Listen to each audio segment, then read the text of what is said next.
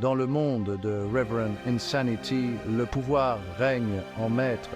C'est un royaume brutal et impitoyable, où les maîtres Gu luttent pour la domination. Ces individus contrôlent des créatures mystiques appelées Gu, exploitant leur essence pour la puissance martiale et les capacités surnaturelles. Pourtant, le chemin du pouvoir est pavé de traîtrise et de sang. Les alliances s'effondrent, les trahisons sont profondes, et dans ce jeu de survie impitoyable, la moralité est un luxe que peu peuvent se permettre. Le chapitre 175 nous plonge au cœur de ce monde chaotique. Le personnage central, Fang Yuan, un maître Gu rusé et pragmatique, se retrouve mêlé à un jeu mortel d'intrigues politiques. C'est un survivant animé par sa propre ambition et un désir incessant de devenir le plus fort. Mais dans un monde où la confiance est une faiblesse, chaque décision a un prix.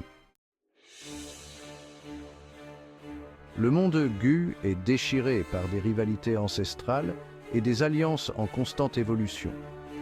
Trois puissants clans, les Gu, les Bai et les Xiong, sont enfermés dans une danse du pouvoir précaire.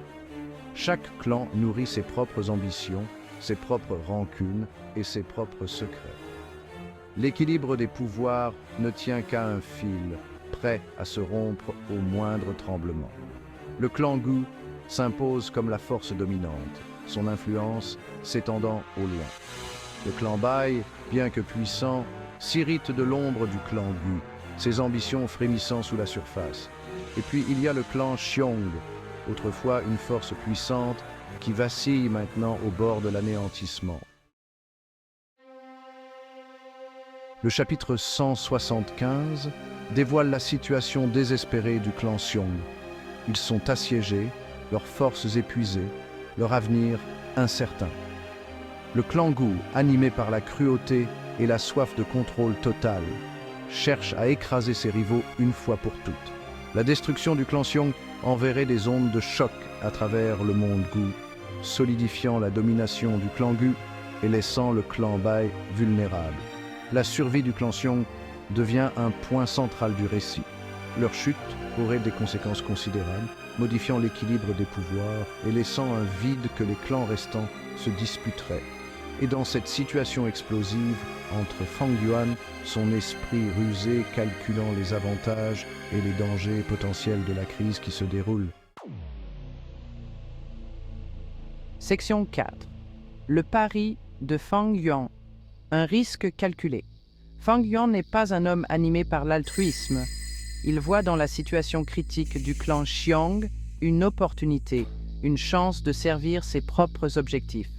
Lorsqu'il se porte volontaire pour agir en tant qu'émissaire, ce n'est pas par compassion, mais par intérêt personnel froid et calculateur. Il comprend que le sort du clan Xiong a le potentiel de remodeler l'ensemble du monde Gu, et il a l'intention d'être au centre de tout cela. Sa décision est un pari, une initiative dangereuse qui pourrait aussi bien le hisser au sommet que le mener à sa perte. Mais Fang Yuan est un maître de la manipulation, habitué à naviguer en eau trouble. Il s'épanouit dans le chaos, utilisant son intelligence et sa cruauté pour retourner la situation à son avantage.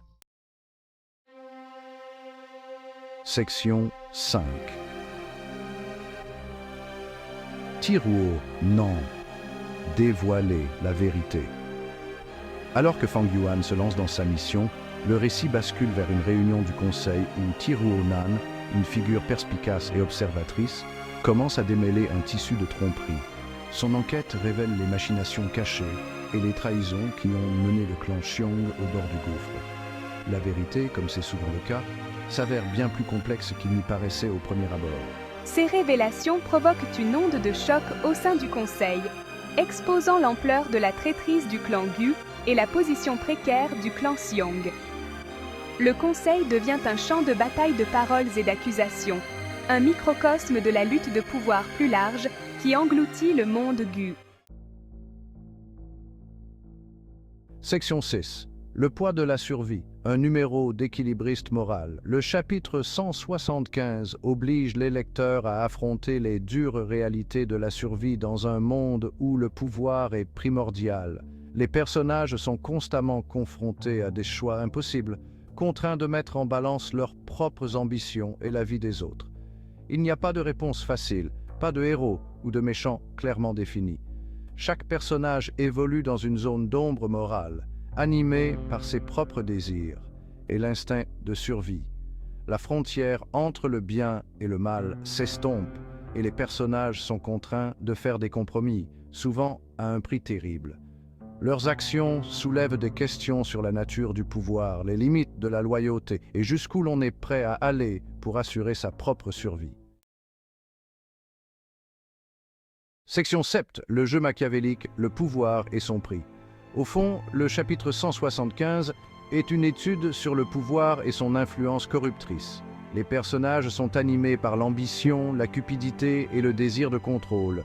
Ils complotent et manipulent, forgent des alliances et les brisent avec la même aisance.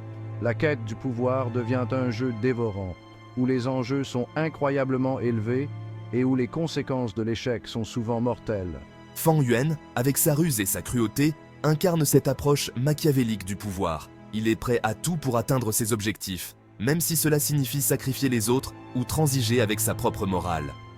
Son parcours est un récit avertissant, un rappel que la poursuite du pouvoir peut avoir un coût terrible.